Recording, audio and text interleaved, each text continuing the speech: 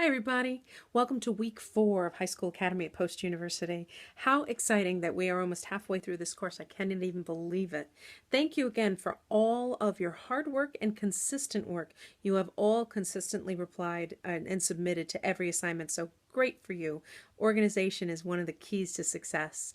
A few things about your last essay, your descriptive essays. There are comments on the essays themselves, comments in the rubrics, and I'm going to make a few comments here, okay? So as far as your essays, please keep track of the task. This is something that we talked about. Descriptive essays, by definition, have sensory imagery in them. Some of you are all great creative writers. I mean, really good, enjoyable creative writers. I am very impressed by how well you write. In academic setting, you will very often be asked to write certain types of essays. For instance, if I asked you to write a resume, you would know that you would put your jobs and your interests, your hobbies, your school, your address, your phone number. You would know what the elements were of that resume. The same thing goes for a certain type of essay.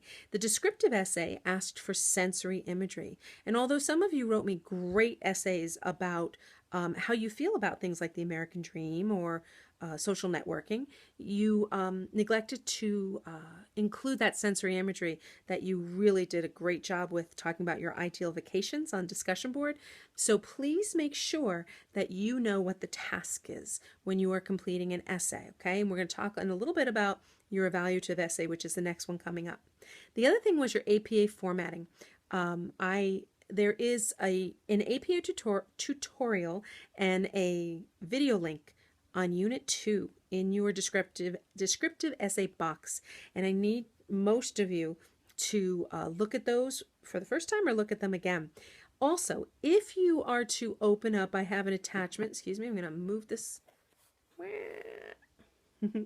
I have an attachment here on Blackboard that I have put in the announcement section. It's a Word document. So go ahead and open that up.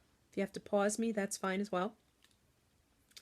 It has everything that you need for a title page. I would venture to say that most of you did not have a title page, and it's very important. APA formatting does require it. MLA does not, if that's what you're used to working with.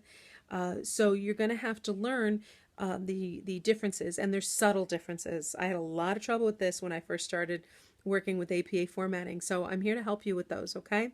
One is in the title page. If you open it up, and you'll see the very first thing that you have on there are the words running head. Anything you put in a header should also be in Times New Roman. You did a very good job keeping your fonts Times New Roman for this assignment, so please make sure you continue to do that.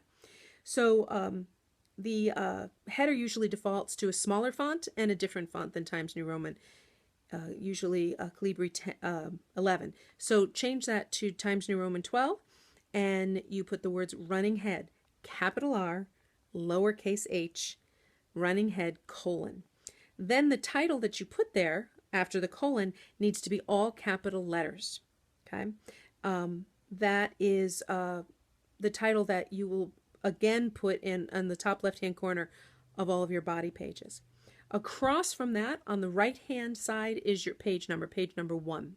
So I should see running head, a title in all caps, and then the number 1, okay? In the middle of the title page, there are 3 lines only. One is your title. First is your title. Different from the running head is that it is not all in capital letters. Only the important words are capitalized. It also might be longer than your running head. The title that appears in the middle of your title page is, in fact, the full title of your essay.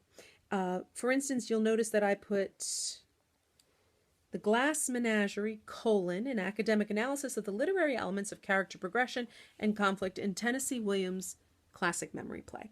So you notice that that's a very lengthy title, and you would not necessarily want that title on the top of every single page because it would take over your page.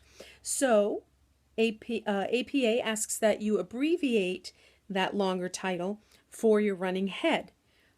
It should be no more than 50 characters. Now, 50 characters with this title leads you somewhere around between analysis and the. So you would abbreviate it by putting The Glass Menagerie, and academic analysis. And that's what you would have in capital letters on the top of your title page. But the longer title would go in the middle, followed by your name, followed by post-university. And some of you had put high school academy, which is fine as well.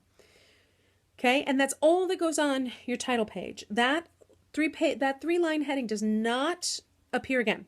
A lot of you put it on the tops of your first body pages. If you scroll down, your first body page includes your running head title that we just talked about, but not the words running head. The words running head only appear on your title page. Okay, so you have the Glass Menagerie and Academic Analysis in capital letters on the top left-hand side, and on the right-hand corner you have the number 2. Okay, and that is the heading that will appear on page 2, 3, 4, 5, and on your reference page as well, however many pages you have. Okay, so the title page is different formatting. There is a button. You go watch that video, okay, and it will show you there is an option to choose different first page, so that you know that when you set up that first page and insert the page number, it's not going to be the exact same running head title on the other pages, okay? You also need to have, remember that long title that you had, or your full title that you had in the middle of your title page? That appears one more time. It appears at the very top of your first body paragraph, right before the introduction. So that will appear there as well. It's all double spaced, so it looks a little squished, but that's what APA asks you to do. It is not underlined. It is not a change of font, okay? It is the same as it was on the title page, right in the middle there, and that is the last time that you will put that long title, or that you need to put that title at all. All right? And remember, margins left, right, top, and bottom are 1 inch. Some of you had meandering margins, so make sure that stays flush on the left, and the only time you indent is within a new paragraph. A number of you also, I'm not sure, this seems like something you were taught in another class, but APA does not ask you to do it. You had separated out the parts of your essay by putting little subheadings in your essay. You do not have to do that. In fact, APA asks that you use topic sentences and transitional sentences and just have a nice clean paper there. Okay, no extra white space in between your paragraphs as well. Okay, so be conscientious about that whole thing being double spaced, your margins being 1 inch all around, having a title page, and having the proper headings. All right, so let's move on to Unit 4. I am not going to spend a whole bunch of time going over Unit 4 with you, because you are all smart enough to read it on your own. There's a great video on the top from Professor Kristen Santamaria, who is one of the professors who wrote this course for you. And then you have your unit topics 1, 2, and 3, which I highly recommend you view and you read before you even begin your discussion boards or your essay.